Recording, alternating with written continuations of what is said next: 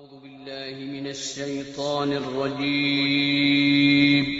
پناہ مانگتا ہوں میں اللہ کی شیطان مردود سے۔ بسم الله الرحمن الرحيم شروع اللہ کا نام لے کر جو بڑا مہربان نہایت رحم والا ہے۔ أعوذ بالله من الشيطان الرجيم بسم الله الرحمن الرحيم وَلَقَدْ خَلَقْنَاكُمْ ثُمَّ صَوَّرْنَاكُمْ ثُمَّ قُلْنَا لِلْمَلَائِكَةِ اسْجُدُوا لِآدَمَ فَسَجَدُوا إِلَّا إِبْلِيسَ لَمْ يَكُنْ مِنَ السَّاجِدِينَ قال ما منعك ألا تسجد إذ أمرتك قال أنا خير منه خلقتني من نار وخلقته من طين قال فاهبط منها فما يكون لك أن تتكبر فيها فاخرج إنك من الصاغرين قال أنظرني إلى يوم يبعثون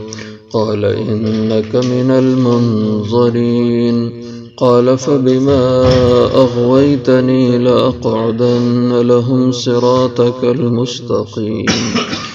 ثم لآتينهم من بين أيديهم ومن خلفهم وعن أيمانهم وعن شمائلهم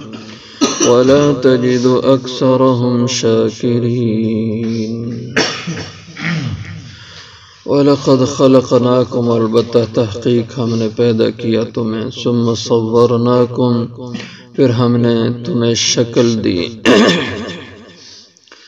ثم قلنا پھر ہم نے کہا للملائکۃ فرشتوں سے اسجدوا لآدم سجدہ کرو آدم علیہ السلام کو فسجدوا پس سب نے سجدہ کیا الا ابلیس مگر ابلیس لم یکن من الساجدین نہ تھا وہ سجدہ کرنے والوں میں سے قال اللہ نے فرمایا ما منعک کس چیز نے تجھے روکا اللہ تسجد کہ تو نہ سجدہ کرے اذ امرتک جب میں نے تجھے حکم دیا قال اس نے کہا انا خیر منہ میں بہتر ہوں اس آدم سے خلقتنی من نار تو نے پیدا کیا مجھے آگ سے وخلقتہ من طین اور اس کو پیدا کیا مٹی سے قال اللہ نے فرمایا فاہبط منہا پس اتر جا اس جنت سے فما یکون لکا پس نہیں تھا تجھے حق ان تتکبر فیہا یہ کہ تو تکبر کرتا اس میں فخرج پس نکل یہاں سے انک من الصاغرین بے شک تو ذلیل لوگوں میں سے ہے قال ابلیس نے کہا انظرنی مجھے مہلت دے الی یوم یبعثون اٹھائے جانے کے دن تک قال اللہ نے فرمایا انک من المنظرین ٹھیک ہے بے شک تجھے مہلت دی گئی قال اس نے کہا فبما غویتنی پس بوجہ اس کے کہ جو تو نے مجھے گمراہ کیا لاقعدن لہم البتہ میں بیٹھوں گا ضرور ان کے لیے صراطک المستقیم تیری سیدھی راہ میں ثم لآتین پھر البتہ آؤں گا ان کے پاس میں من بین ایدیہم ان کے سامنے سے ومن خلفہم اور ان کے پیچھے سے وعن ایمانہم اور ان کے دائیں سے وعن شمائلہم اور ان کے بائیں سے وَلَا تَجِدُ أَكْثَرَهُمْ شَاكِرِينَ اور نہیں تو پائے گا ان کی اکثریت کو شکر گزار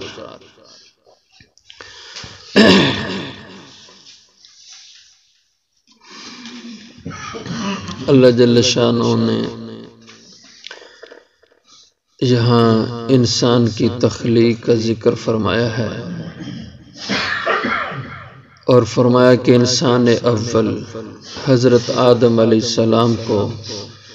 اللہ تعالیٰ نے مٹی سے گارے سے پیدا کیا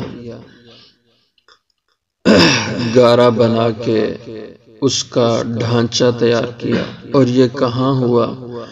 مفسرین کرام رحمہم اللہ لکھتے ہیں یہ میدان عرفات میں اس کے کونے میں وادی نعمان ہے وہاں حضرت آدم علیہ السلام کا ڈھانچہ اللہ نے تیار فرمایا مٹی سے پھر اس ڈھانچے کو اٹھا کے اللہ جنت میں لے گئے اور جنت میں جا کر اس میں پھونک دی اور روح پیدا کی اس میں، اور حضرت آدم علیہ السلام کو اللہ تعالیٰ نے جنت کے اندر پیدا فرمایا، اور پھر ان کی پسلی سے اللہ نے حضرت حوا کو تخلیق فرمایا، اور پھر ان سے آگے نسل انسانی کو چلایا۔ اور پھر ہر انسان کی جو تخلیق ہے اس کی اصل تو یہی مٹی ہے۔ انسان اسی مٹی سے، زمین سے خوراک حاصل شدہ کھاتا ہے،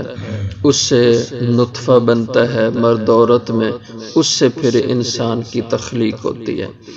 اور جو نطفہ رحم مادر میں پھینکا جاتا ہے یہ 40 دن اس شکل میں رہتا ہے، پھر 40 دن کے بعد جمے ہوئے خون کی شکل لیتا ہے، پھر 40 دن بعد یہ گوشت بنتا ہے، اور پھر 40 دن بعد اللہ اس گوشت سے انسان کی شکل بناتے ہیں، پھر اس میں اللہ 40 دن بعد ہڈیاں بناتے ہیں، تو 4 مہینے کے بعد اس ڈھانچے میں اللہ روح پھونک دیتے ہیں، روح پیدا کر دیتے ہیں، اور جو ہر انسان کی تخلیق اللہ کے امر سے ہوتی ہے۔ اس لیے فرمایا وَلَقَدْ خَلَقْنَاكُمْ، اور البتہ تحقیق ہم نے پیدا کیا تمہیں، ثُمَّ صَوَّرْنَاكُمْ، تمہاری ماں کے پیٹ میں تمہیں یوں کئی مراحل سے گزار کر پھر اس گوشت کو ثُمَّ صَوَّرْنَاكُمْ، پھر ہم نے صورت دی، اس میں شکل ہم نے رکھی، تمہاری یہ شکلیں ہم نے پھر بنائی۔ ثُمَّ قُلْنَا لِلْمَلَائِكَةِ اسْجُدُوا لِآدَمَ، جب آدم علیہ السلام کو پیدا اللہ نے کر دیا تو پھر ہم نے کہا فرشتوں سے، فرشتے چونکہ جنت میں رہتے تھے، اور ان فرشتوں میں جو فرشتہ نہیں تھا ابلیس، یہ بھی انہی میں رہتا تھا، یہ اصل میں جن تھا، جنوں سے تھا یہ، لیکن فرشتوں میں عبادت گزاری کی وجہ سے ان کی مجلس میں رہتا تھا۔ اب اللہ نے جو اس جگہ پہ جتنے فرشتے تھے ان سب کو حکم دیا، تو ان کے ضمن میں ابلیس کو بھی حکم تھا، اس کے لیے بھی حکم یہی تھا کہ اسجدوا لآدم، کہ سارے تم سجدہ ریز ہو جاؤ آدم علیہ السلام کے لیے۔ یہ سجدہ تعظیم کے لیے تھا، اور حضور اکرم صلی اللہ علیہ وسلم تک پہلی شریعتوں میں ادب کا سجدہ جائز تھا، لیکن آپ کی شریعت میں عبادت کا سجدہ تو کسی شریعت میں بھی اس کی اجازت نہیں تھی نا، سب کی شریعتوں میں عبادت کا سجدہ یہ حرام اور شرک تھا، صرف ادب کے لیے کسی کے آگے کوئی جھک جاتا سجدہ ریز ہوتا تو یہ جائز تھا، جیسے آدم علیہ السلام کو فرشتوں نے سجدہ کیا، لیکن حضور صلی اللہ علیہ وسلم کی شریعت میں اللہ نے اس ادب کے اور تعظیم کے سجدے کو بھی حرام قرار دے دیا کہ اب اس کی بھی اجازت نہیں، یہ بھی شرک کے زمرے میں ہے، چونکہ آپ کی شریعت قیامت تک رہنے والی تھی، اس لیے اس میں اللہ نے جو صورتیں کسی زمانے میں شرک کی شکل اختیار کر سکتی تھیں ان پہ بھی پابندی لگا دی۔ جیسے حضرت قیس بن سعد رضی اللہ عنہ، یہ محکمہ پولیس کے بڑے افسر تھے، انچارج تھے، یہ ایک موقع پر عراق کے علاقے میں آئے، اور عراق میں اس زمانے میں بہت بڑی عالمی مارکیٹ اور منڈی تھی، پوری دنیا سے تاجر یہاں آ کے کاروبار کرتے، اور عیسائی بڑی تعداد میں آباد تھے، اور عیسائیوں میں کچھ طبقے ایسے تھے جو اپنے علماء کو، اپنے راہبوں کو سجدے کرتے تھے۔ حضرت قیس بن سعد نے دیکھا کہ یہ عیسائی لوگ اپنے علماء کو اور اپنے پیروں کو سجدے کرتے ہیں، بڑی اچھی شکل ہے، بڑی تعظیم ہے ان کے دلوں میں۔ یہ جب واپس مدینہ طیبہ تشریف لے گئے تو حضور صلی اللہ علیہ وسلم سے اس کا تذکرہ فرمایا کہ حضرت میں نے یوں دیکھا لوگوں کو اپنے علماء کا، اپنے بڑوں کا ادب کرتے ہوئے، اور اس طرح وہ ادب میں سجدہ ان کو کرتے ہیں، تو فَأَنْتَ أَحَقٌ أَن نَسْجُدَ إِلَيْكَ، تو ان سے تو کئی گنا بڑھ کے ہمارے دلوں میں آپ کی عظمت اور عزت ہے، تو کیوں نہ ہم بھی آپ کو سجدہ کر لیا کریں ادب کے لیے۔ تو حضور اکرم صلی اللہ علیہ وسلم نے ارشاد فرمایا کہ اللہ نے مجھے اس سے روک دیا ہے کہ اس شریعت میں کوئی کسی اپنے عالم کو، کسی اپنے راہبر کو، اپنے رہنما کو کوئی سجدہ کرے۔ فرمایا اگر کسی طرح بھی ادب کے سجدے کی بھی اجازت ہوتی مجھے تو میں سب سے پہلے بیوی کو حکم دیتا کہ وہ اپنے خامند کو سجدہ کرتے۔ اس کو حق تھا کہ اپنے خامند کو سجدہ کرتی ادب کے لیے، لیکن میرے ہاں اس کی اللہ نے اجازت نہیں دی، اس لیے میں تمہیں اس کی اجازت نہیں دے سکتا۔ تو اس لیے اب سجدہ ادب کا بھی کوئی کسی کو، عالم کو کرے، فقیر درویش کو کرے، کسی پیر اور مرشد کو کرے تو یہ شرک ہوگا۔ حضور نے اس سے سختی سے منع فرما دیا۔ تو اللہ نے فرشتوں سے کہا اسجدوا لآدم، سارے آدم کو سجدہ کرو، فسجدوا الا ابلیس، تو سب سجدہ ریز ہو گئے مگر ایک ابلیس تھا، لم یکن من الساجدین، جو سجدہ کرنے والوں میں سے نہ ہوا، اس نے سجدے سے انکار کر دیا۔ قالا، تو اللہ نے فرمایا ما منعکا، ابلیس تجھے کس چیز نے روکا، اللہ تسجد، کہ تو سجدہ نہ کرے، اذ امرتک، جب میں نے تجھے حکم دیا۔ تیری عقل میں نہیں آ رہا لیکن تو یہ تو دیکھتا کہ تجھے یہ حکم دینے والا کون ہے۔ اذ امرتک، میں نے تجھے یہ حکم دیا۔ اس سے یہ بات سمجھ آتی ہے کہ کچھ احکام الہیہ اگر انسان کی عقل میں نہ بھی آئیں، جب اس کو یہ پتا ہو کہ یہ اللہ کا حکم ہے، اپنی عقل نہ بھی تسلیم کرے پھر بھی مانے کہ یہ میرے رب کا حکم ہے۔ اس لیے اللہ نے فرمایا میں نے تجھے حکم دیا تو پھر کیوں نہیں تو نے سجدہ کیا؟ تو اس نے آگے سے اپنی عقل کا فلسفہ جھاڑا، قالا، کہا انا خیر منہ، اس لیے میں نے سجدہ نہیں کیا کہ میں اس آدم سے بہتر ہوں، اور بہتر ہونے کی وجہ خلقتنی من نار، تو نے مجھے آگ سے پیدا کیا، وخلقتہ من طین، تو آگ کا خاصہ بلندی ہے، اونچائی ہے، اور وخلقتہ من طین، اور اس آدم کو تو نے مٹی سے، گارے سے پیدا کیا، تو جو مٹی پانی سے ملا کے بنائی جائے اس کو تین کہا جاتا ہے، اور جو خشک مٹی ہو اس کو تراب کہا جاتا ہے۔ اس لیے اس کا معنی گارا کر دیتے ہیں کہ تین وہ مٹی ہوتی ہے، اور اس کو تو نے مٹی سے پیدا، اور مٹی کا خاصہ پستی ہے، یہ نیچے رہتی ہے، پست حال میں رہتی ہے، اور آگ جب آپ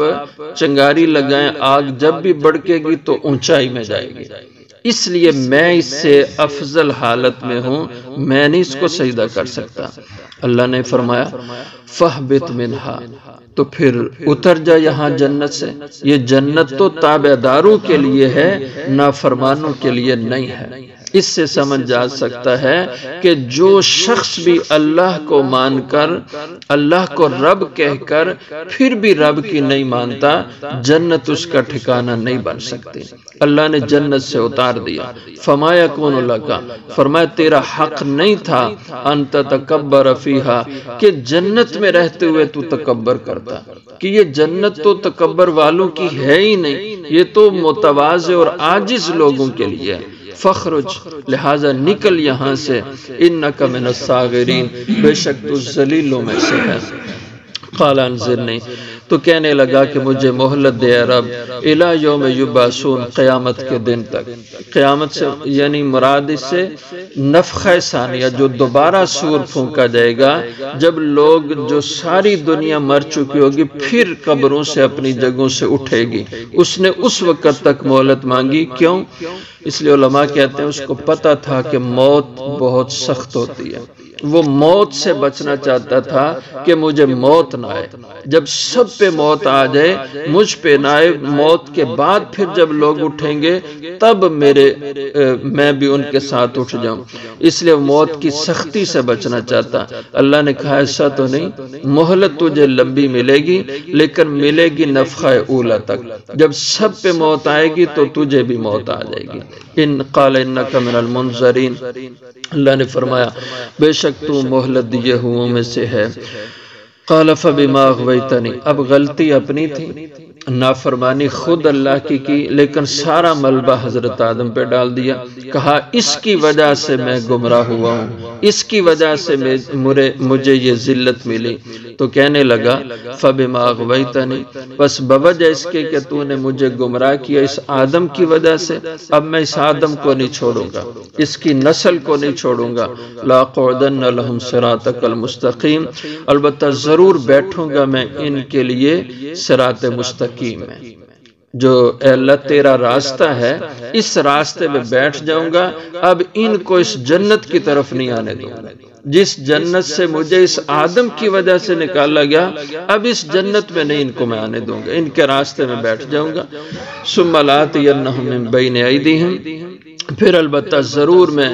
ان کو گھیروں گا، ان کے پاس آیا کروں گا. من بین ایدیہم، ان کے سامنے سے، ومن خلفہم، ان کے پیچھے سے، وعن ایمانہم، ان کے دائیں سے، وعن شمائلہم، اور ان کے بائیں سے. ولا تجد اکثرہم شاکرین، اتنا ان کو اپنے گھیرے میں لے کر تجھ سے دور کر دوں گا کہ نہیں تو پائے گا ان کی اکثریت کو شاکرین، اپنا شکر گزار. اکثریت ان کی میں اپنے تابع کر لوں گا اور تیری فرما برداری سے نکال لوں گا اور صراط مستقیم پہ نہیں چلنے دوں گا. تو اس سے اندازہ کر سکتے ہیں کہ جو شخص بھی اللہ کی فرما برداری سے نکلتا ہے اور راہ راست سے ہٹتا ہے، اللہ کی حکم عدولی کی راہ پہ آتا ہے، تو سمجھ جائیں وہ شیطان کرنے والا بن گیا، وہ شیطان کے ہاتھ چڑھ گیا ہے، وہ اللہ کی راہ سے ہٹ گیا ہے. کیونکہ شیطان کی پوری محنت ہے وہ انسان کو گمراہ کرے گا، انسان کو راہ راست سے ہٹانے کی پوری محنت کرے گا. ایک تفسیر میں حضرت نے لکھا کہ یہ بہت اللہ کی خاص رحمت ہے، اللہ نے اس کو پانچویں جہت نہیں سمجھ آنے دی. حالانکہ ایک پانچویں جہت بھی ہے کہ انسان کے اوپر سے، یہ اس نے کہا نا کہ میں آگے سے، پیچھے سے، دائیں سے، بائیں سے، ہر طرف سے آ کر انسان کو بھٹکاؤں گا. لیکن یہ نہیں کہا میں اوپر سے بھی، کیونکہ اوپر سے بھی تو انسان کو گائیڈ کیا جا سکتا ہے، اس لیے کہ اوپر سے اللہ کی رحمت آنی تھی. تو اس اللہ کی رحمت کی برکت سے انسان کو اللہ ہدایت بھی دیتے ہیں، اور انسان اگر تھوڑا سا اللہ کی محبت میں سرشار رہے تو شیطان کے ان وسوسوں اور فتنوں سے بچ جاتا ہے. تو اس لیے ہر وقت اس شیطان سے چکنا رہنا چاہیے کہ انسان کا یہ ازلی اور ابدی دشمن ہے. اللہ تعالیٰ نے قرآن پاک میں سورہ فاطر میں فرمایا یہ تمہارا پکا دشمن ہے، اس کو کبھی بھی اپنا دوست نہ سمجھنا، ہمیشہ اس کو دشمن سمجھ کے چلنا اور اس سے چکنا رہنا. یہ کوئی موقع تمہیں بھٹکانے سے باز نہیں آئے گا. اللہ